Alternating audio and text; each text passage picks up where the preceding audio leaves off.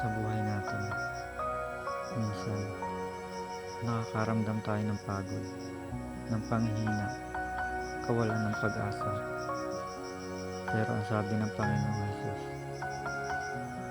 sa Mateo 11:28, lumapit kayo sa akin, kayong mga nahihirapan at lubhang nabibigatan sa inyong mga pasanin, at bibigyan ko kayo ng kapahingahan.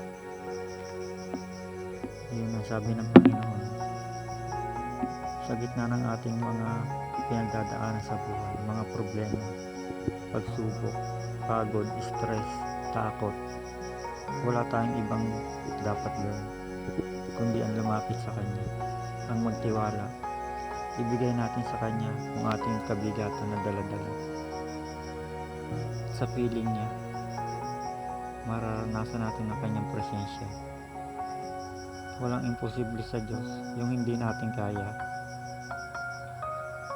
kayang gawin ng Panginoon kung tayo magtitiwala lang sa Kanya. Huwag tayong magtiwala sa sarili natin kundi sa Panginoon lang.